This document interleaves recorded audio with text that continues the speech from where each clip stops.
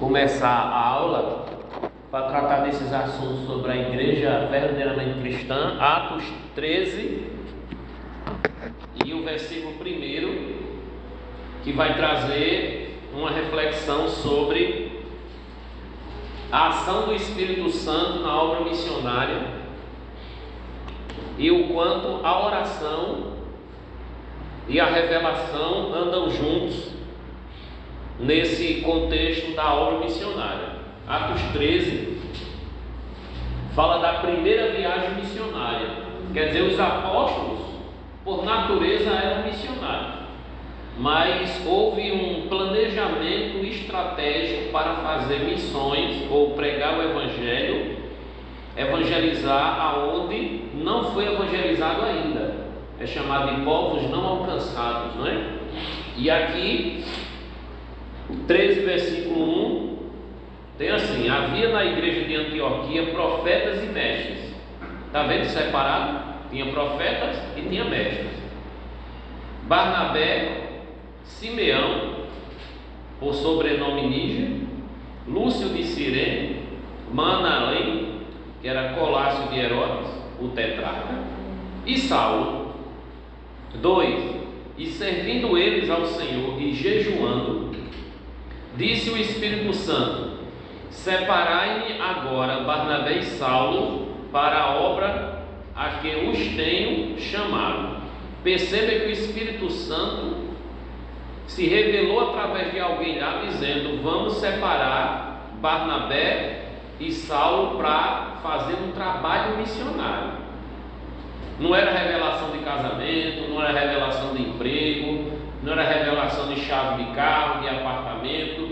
Era uma revelação para algo específico do reino, para a obra do reino. E o versículo 3, a gente está lendo Atos 13, viu? E o versículo 3 diz: então, jejuando e orando, e impondo as mãos sobre eles, os despediram. Olha como o trabalho deles era diferente do trabalho de hoje, né? Eles colocaram a mão para poder consagrar missionários para uma obra missionária.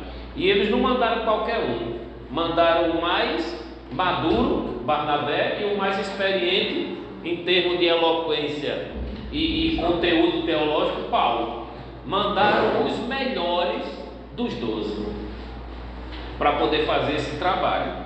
Então, é claro que quando ele volta lá no capítulo 16 vai ter uma reunião, porque tem os problemas, as dificuldades, e na hora que eles vão voltar para a segunda, aí Paulo se desentende com Barnabé, aí acaba Barnabé indo com João Marcos para um setor e o Paulo chamando Silas indo para um outro setor, e aí esse desentendimento acaba favorecendo mais a obra do reino. E eu acho que Deus pode também aproveitar o desentendimento das igrejas quando se divide, né? Para poder o evangelho ser expandido de multiforme planejamento, né? Só que a gente não fica feliz com o choque e os desentendimentos das igrejas, mas maior é o que nos une do que aquilo que nos divide, né? Aquilo que nos separa. Daqui a pouco a gente vai estar falando sobre as denominações. Mas esse texto de Atos 13 é um texto assim muito favorecido a essa matéria de missiologia, onde a gente está falando da natureza da igreja e a gente está falando da sua identidade e a sua missão. A gente vai na página 14 da apostila. Você está com a apostila aí? Esqueceu, né? Então tome aqui. Aí nós vamos nessa página 14 analisar uma coisa que era muito importante. Os apóstolos, eles arrecadavam alimentação e contribuição financeira para o sustento da obra. Então era para o trabalho missionário. Porém, aquele missionário, ele tinha família, ele tinha necessidades, e essa sua necessidade, sua família, fazia parte da obra, porque eles viviam para a obra. Tudo que era 100% ligado à obra fazia parte do sustento e dessa contribuição. Aí você vai ver na página 14 uma frase aí, né? A igreja do Senhor é uma entidade evangelística educativa e assistencial, né? Acima tem um lembrete aí a respeito de como era na igreja primitiva essa questão do sustento missionário. Paulo favorecia o pagamento de ordenados aos evangelistas e líderes das igrejas, se eles eram itinerantes e se esforçavam no ensino. Está aí Timóteo 5,17 e 1 Coríntios 9, do 3 ao 18, fala muito sobre essa questão de quem vive da obra também seja sustentado, né? Digno é o obreiro do seu sustento. Ainda que não temos notícia deles levantando dízimos, não há assim uma declaração muito visível de que a igreja do Novo Testamento ela tinha arrecadação de dízimo, tinha arrecadação de ofertas. E aí as cartas mencionam ofertas dadas a Paulo em Filipenses 1 e ofertas designadas para aliviar a pobreza dos irmãos de Jerusalém, como tem no 2 Coríntios 8 e 9. Onde é que nós queremos chegar? O Antigo Testamento, a palavra dízimo aparece centenas de vezes, mas no Novo Testamento vai aparecer 2 vezes. Uma vez em Mateus e uma vez em Hebreus, e mesmo assim não aparece como ordenância, como uma coisa que é obrigado a fazer. Agora fala muito de oferta de amor, de contribuição, fala muito de arrecadação para a obra, e dentro dessa obra tem as despesas e as dificuldades de viagem, de manutenção que o trabalho exige, e tem os pobres e os necessitados, incluindo viúvas e órfãos, como dignos desse valor que era arrecadado. O dinheiro não é só para obreiros, o dinheiro é para os necessitados e carentes. Uma igreja que ela não usa a arrecadação para o sustento do obreiro e o sustento dos irmãos carentes, está falhando com o objetivo da arrecadação. Por isso que a gente vai colocar aqui a igreja, ela é evangelística. Está aí essa frase muito clara aí na página 14. A igreja do Senhor, a igreja verdadeiramente cristã, ela é evangelística, quer dizer, o evangelho é o que ela anuncia e o que ela vive. Por isso que o nome é evangélica. Se alguém pergunta por que sua igreja é evangélica e não católica, ela é evangélica no sentido de que é o evangelho, o manual de fé, tanto para crer como para pregar, como para viver. Agora ela é católica desde as suas origens, no sentido de que ela é universal, global. A igreja de Cristo não é só a igreja da Paraíba, não é só a igreja do Brasil, é a igreja do mundo. Igreja do mundo inteiro significa igreja católica, porque a palavra católica quer dizer isso, universal, global. E aí ela é apostólica, porque é fundamentada naquilo que os apóstolos ensinaram. Então, dizer que a igreja de Cristo é católica e apostólica, tudo bem. Agora dizer que é romana, aí já cria a complicação. Aí não foi de onde veio todo o problema do paganismo e também da corrupção dentro do catolicismo, veio do romanismo. E aí eu até escrevi um material, quem sabe um dia eu publique, o que o cristianismo herdou de Roma. Mas aí eu tenho que pegar a Bíblia com muita coisa que eu falo lá, não é? Diga aí. O nome católico vem de quê? A palavra católico é latina, uma palavra latina.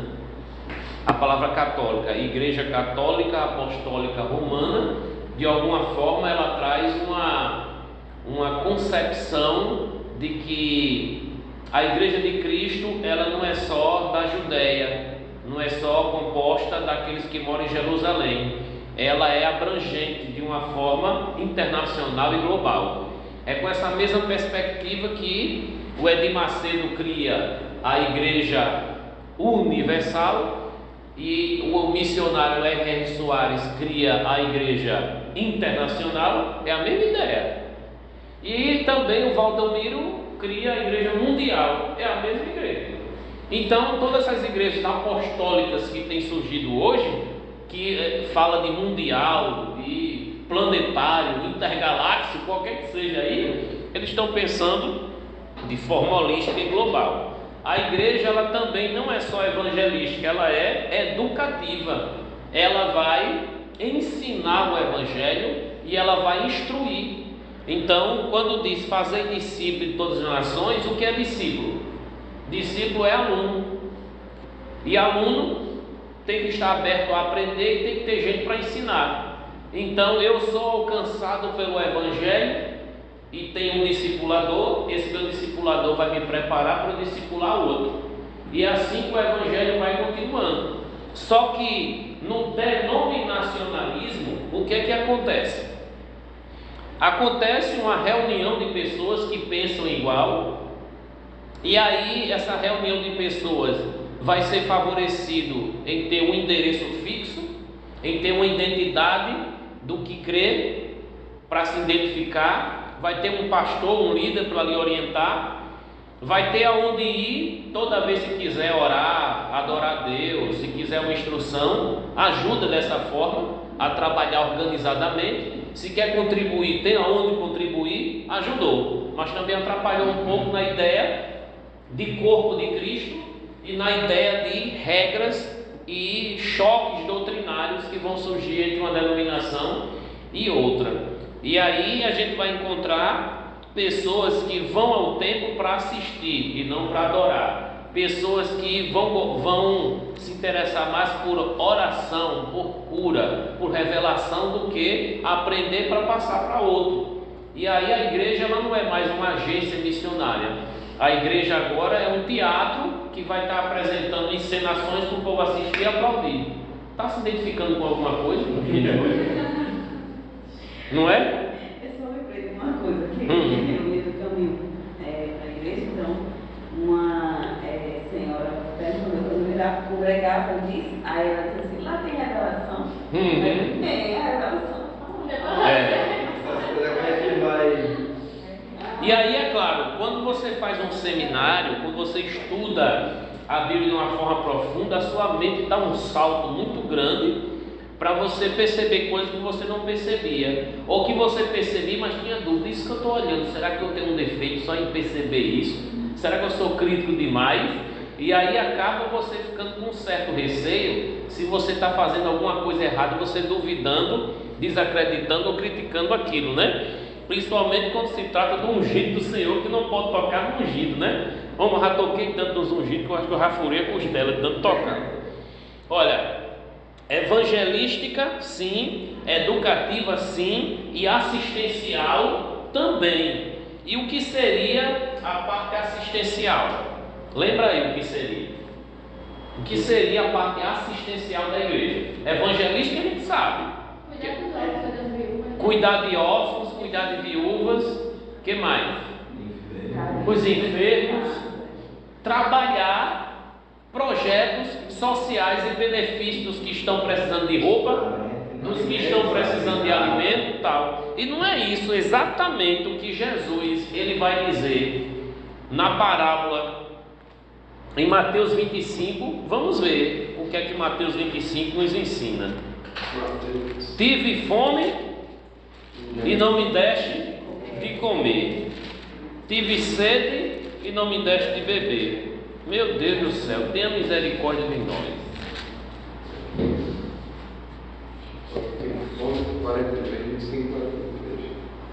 O versículo 40 e quanto? 42. A gente vai ler do 41 em diante, né? Porque é o rei falando, né? Então o rei dirá também aos que estiverem à sua esquerda. Olha, vocês que são da esquerda aí, prestem atenção. Apartai-vos de mim, malditos, para o fogo eterno preparado para o diabo e seus mensageiros, não é? Porque tive fome e não me deste de comer. É Jesus falando. Tive sede e não me deste de beber, sendo forasteiro não me hospedastes, estando nu não me vestistes, achando-me enfermo e preso não foste ver-me. 44. E eles perguntaram: Senhor, quando foi que te vimos com fome e com sede, forasteiro, nu, enfermo ou preso e não te assistimos? Olha, assistência.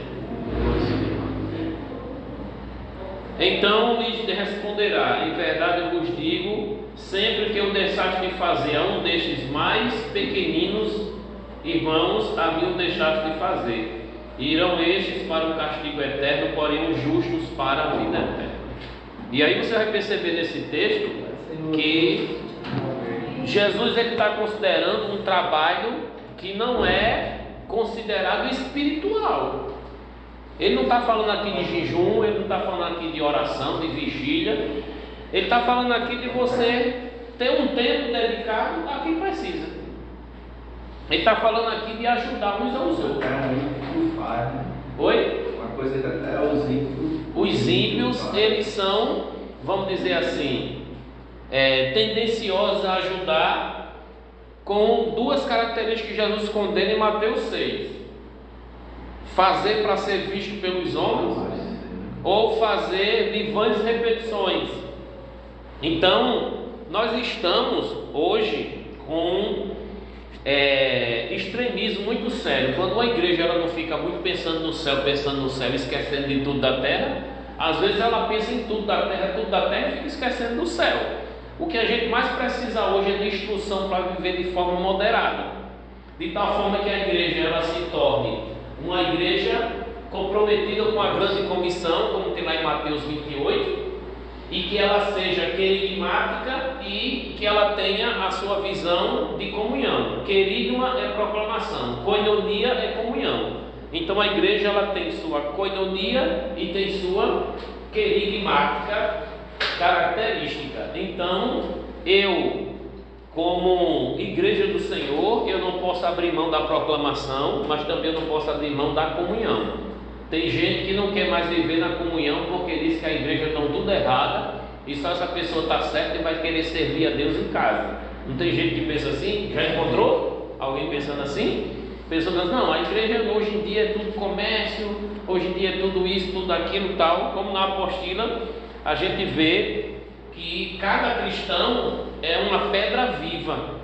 Cada cristão ela proclama aquilo que recebeu da pedra angular. 1 de Pedro 2,5 está na página 14 aí, a natureza sacerdotal e mediadora da igreja. 1 de Pedro 2,5: vós também, como pedras vivas, sois edificados casa espiritual e sacerdócio santo, para oferecer sacrifício espiritual agradáveis a Deus por Jesus Cristo. E mais na frente Pedro vai dizer que nós somos sacerdócio real, nação santa e propriedade exclusiva de Deus, para anunciar as virtudes daqueles que nos chamou das trevas para a sua maravilhosa luz. Então essa igreja de Cristo ela é sacerdotal porque ela é mediadora. O mundo que quer ter acesso a Deus vai ter acesso a Deus através da igreja. A igreja vai ter que estar muito preparada para exercer sua profissão e sua missão. Profissão no sentido de professar e missão no sentido de operação, de obra, né? Hebreus 3:1 diz: pelo que, irmãos santos, participantes da vocação celestial, considerai a Jesus Cristo apóstolo e sumo sacerdote da nossa confissão. Então a vocação da igreja não é uma coisa criada por homens, veio do céu. É uma vocação, é um chamado celestial, é uma autoridade espiritual celestial. Nós somos forasteiros e nós somos embaixadores de uma outra dimensão. Nós estamos aqui cumprindo uma representação do reino que não é brasileiro, é um reino celestial. Do jeito que tem a embaixada brasileira nos outros países para representar e negociar, nós estamos aqui para representar e negociar aquilo que o nosso reino tem a oferecer. E a gente não pode levar nenhuma bagagem daqui que vá ofender o reino onde a gente está, porque lá a cultura é outra. Não é diferente? Cada aula é um aprendizado diferente, né? É uma maravilha, né? E aí nós vamos encontrar também Marcos 16:15, Jesus dizendo: ide por todo mundo e pregai o evangelho a toda criatura.